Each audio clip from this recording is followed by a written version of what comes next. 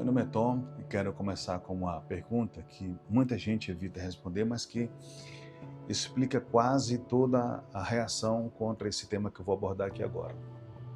E se eu subir e não puder mais continuar vivendo do mesmo jeito que eu vivia, do mesmo jeito que eu me comportava, do mesmo jeito que me mostrava?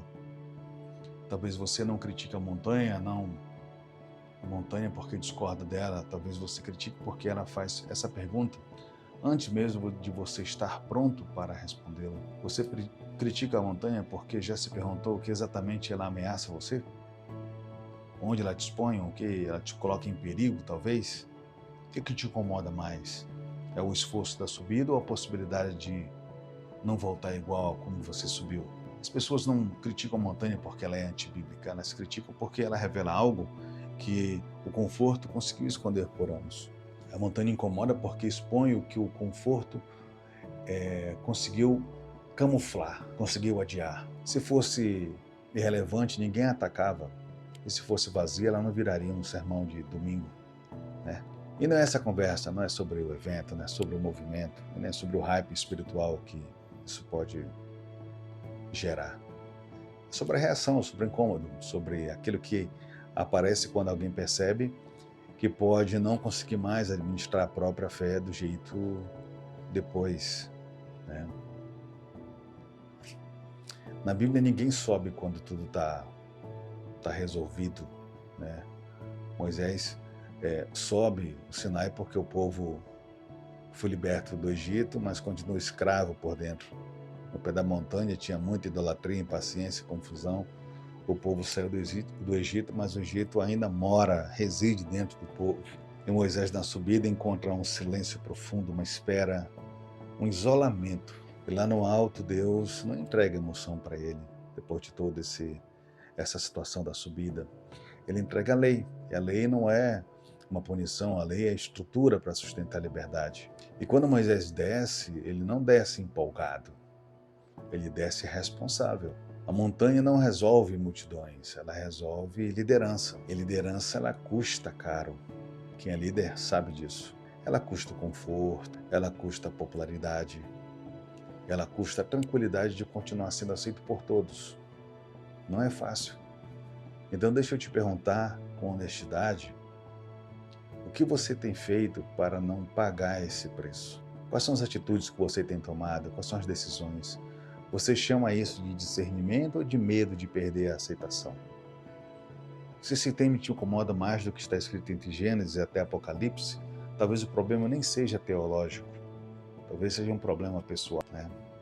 Porque a montanha revela o que o conforto permite adiar. Isso é muito claro. Aqui no chão a gente negocia tudo. Não adianta, não adia. Aqui a gente adia conversas difíceis, a gente empurra uma decisão séria um pouco mais para frente. A gente até espiritualiza algumas incoerências. No alto não existe se depois eu vejo, depois eu resolvo, depois a gente conversa. A montanha interrompe a negociação interna e revela quem a gente é sem escudos, sem função, discursos prontos, sem personagens, sem patentes, sem títulos, né? E revela algo muito mais incômodo. Talvez seja preciso mudar de rota quando eu descer. São pensamentos que surgem e se eu mudar de rota isso vai me custar muito caro, né? Vai me custar talvez algumas relações, alguns status, pertencimentos, aplausos. Essa rota ela é muito cara. É o que exatamente você teria que mudar, né? Se decidisse descer diferente. Quem você deixaria de agradar se você descesse essa montanha? O que você perderia? O que você chamou hoje de estabilidade, né? Elias sobe a montanha quebrado, depois Carmelo. Ele vence por fora e desmorona por dentro. Mas no pé da montanha tem aplauso para ele. Mas no coração está instalada a exaustão e um desejo total de desistir. Vitória pública sustenta colapso interno, ou só adia a queda, uma coisa ou outra. No Horebe, Deus não aparece no espetáculo, nem no vento, nem no fogo, nem no terremoto. Para Elias, Deus aparece no silêncio, E Deus não diz, fica aqui. Ele diz, volta para ungir reis, volta para preparar sucessor, volta para enfrentar o poder. Nesse caso, a montanha não cura Elias, ela reposiciona Elias. Jesus também subiu várias vezes na montanha, no monte. Ele sobe para orar e depois desce para confrontar. Ele sobe na transfiguração e desce rumo à cruz. Ele sobe no Getsêmani e desce para obedecer até o fim. E aí eu tiro uma conclusão que no alto nunca é fuga, é alinhamento para um peso, para uma responsabilidade, para uma ruptura. E a montanha não protege do mundo. Ela devolve você e a ele com uma missão. E é por isso que tanta gente critica, talvez, a montanha, não porque ela seja antibíblica, mas porque ela produz uma ruptura. E toda ruptura ameaça o conforto instalado, né? Muita gente pergunta se isso não é uma submissão a outros homens, se isso não cria uma hierarquia paralela, se isso não é perigoso. Essa pergunta é legítima, eu também concordo, né? Mas deixa eu inverter a lógica das perguntas, né? Por que a ideia de prestar contas incomoda tanto numa fé igual a nossa, que diz seguir alguém que lavou pés? Por que submissão só é aceitável quando é teoria e vira um problema quando se torna visível? Porque no discurso todo mundo é servo, essa que é a realidade. Mas na prática quase ninguém quer ser visto. Também se pergunta, o que acontece lá que não pode ser resolvido aqui embaixo? Porque eu não tenho a necessidade de subir, né? E essa pergunta revela mais sobre o que acontece aqui do que pode sobre o que acontece lá. O púlpito, ele vem para ensinar, mas não confronta individualmente. O culto, ele inspira, mas não sustenta um silêncio prolongado, né? A rotina nossa, ela forma hábitos, mas raramente provoca ruptura. Não é segredo isso, tá? É ambiente. É ambiente. Ambiente muda uma recepção, né? E quando alguém pergunta o que é dito lá que não pode ser dito nos púlpitos, a resposta que vem à minha mente é que ela é muito simples. Não é que não possa ser dito no púlpito, é que não pode ser ouvido da mesma forma, porque algumas verdades, elas exigem determinado tipo de isolamento, exigem um cansaço, eles exigem uma ausência de plateia, exige que você não tenha para onde correr, fugir, se esconder.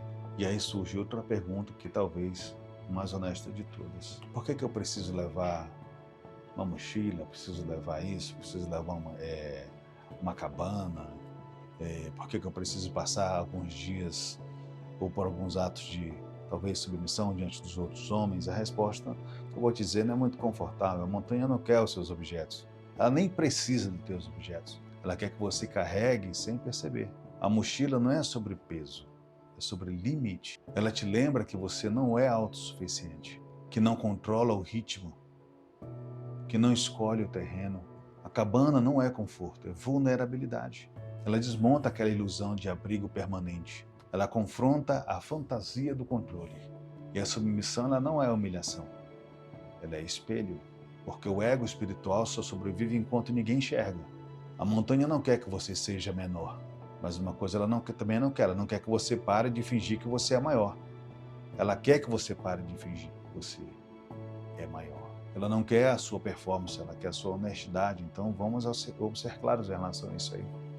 Nem todo mundo deve subir. Eu vou te dizer o porquê. Você não deve subir se está buscando uma fuga, se esconder de algo, tá? Você não deve subir se espera um atalho espiritual para chegar lá acontecer algo mágico que aqui embaixo não pode te entregar.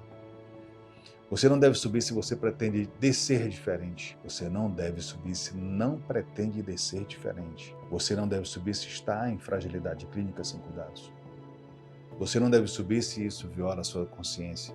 Não subir pode ser até maturidade. O erro não é não subir. O erro é não subir e não fazer nada no lugar disso. Se você não sobe, onde é que você vai romper? Se você não vai ao monte, qual é o seu monte invisível? O que é que você tem visitado? E quando alguém pergunta assim, as mulheres, aí já mudando de assunto, a Bíblia não honra as mulheres como coluna, mas nunca colocou sobre elas o peso de corrigir a omissão masculina. Quando tudo cai, lá em Gênesis, a primeira pessoa que Deus chama é Adão. Que fique claro, coluna sustenta, mas coluna não substitui o alicerce. A responsabilidade começa pelo homem. Então a pergunta, ela permanece. E se eu subir e eu não puder mais continuar vivendo do mesmo jeito? Essa pergunta, ela não condena, mas ela exige uma honestidade. A montanha não obriga ninguém a subir, mas ela obriga quem olha para ela a responder isso com verdade. O problema nunca foi a montanha, é o retorno. E agora a pergunta é sua. O que você tem medo de perder? O que você tem medo de perder se você ser diferente? Essa é a última pergunta que eu te faço.